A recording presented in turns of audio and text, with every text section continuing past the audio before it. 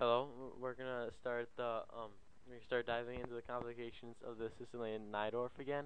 Starting to explore some of the main lines. I'd like to start out with the Old Mainline of Bishop G5, and there are two moves here. E6 is the main move, and Knight BD7 is also playable, but slightly out of favor now. It's the older move. Instead E6, and after F4, um, Bishop E7 is um is played here. Bishop e7 is considered the main move. But black also has many other moves like knight bd7. He has the incredibly dubious and risky Boloviesky variation that while it doesn't really lead to an advantage for black, it's a very risky variation, and it leads to an advantage for white. But it has by no stretch of the imagination been refuted. Um, it's still playable, and another move is simply to play queen c7, and the move we're going to be taking a look at today, queen b6, is called the poison pawn variation. So the main move here is queen d2. So just sacrificing the b2 pawn, queen takes b2, rook b1, queen a3. And then there's three moves here for white: e5, f5, and bishop takes f6. Alright, let's start out with bishop takes f6. This move leads to a advantage for black, because after g takes f6, now bishop drops into e2. White takes on a more positional approach. He wants to gain the initiative on the queen side, yes, but by taking on g6, he does not announce that he wants to bring the knights into the play.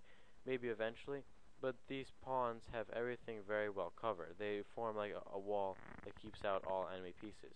Yeah, a pawn could infiltrate it maybe, because of its lesser value, but not a minor piece at this point. So from here, black is going to play a knight to c6, and white exchanges and b takes c6. And after a short castling, black drops the queen back to a5 now, and the queen a5. White plays king h1, and now bishop e7.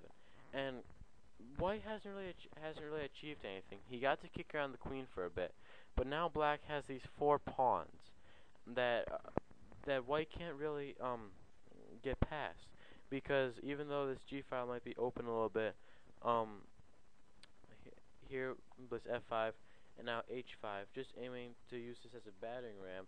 If anything, it's black who has the advantage here, and indeed after bishop now comes to f3. After king f8, the position is given as much better for black. White has nowhere near enough compensation for the pawn. Going back, take a look at some of the other moves. Queen a3, and now let's take a look at f5. F5 is better, but still doesn't really lead to a advantage for white.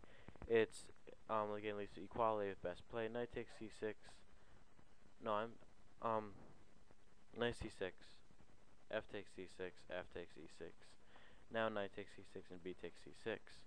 And the main move here is e5. So e5 just sacrifices a second pawn to open even more lines. And after d takes e5, black now exchanges off this bishop and now brings knight to e4. And from here, you know, black can play actually this greedy queen takes a2 with the idea of swinging the queen back now to d5.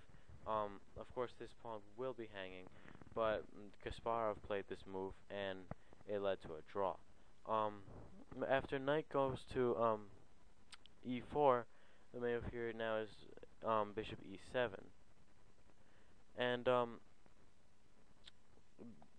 white will continue bishop e2, and now the move h5 is played. And the position definitely offers white more compensation, but black can defend adequately.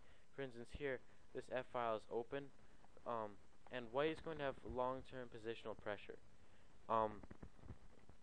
So with proper play, this should again lead to a draw, but white definitely does have compensation. What he does have to watch out for is not to give away too much material. This a2 pawn is hanging, and maybe eventually the c2 pawn might even become weak, but depending on how this bishop gets developed. chances are the pawn will not become weak because the bishop is stuck behind all of these pawns, but the a2 pawn is definitely a target. So this leads to long-term positional pressure for white. But let's take a look at the third option, which is e5. This option is undoubtedly probably one of the most aggressive. This is probably the most aggressive option, exchanging. Now knight drops back to d7. Knight comes into e4, and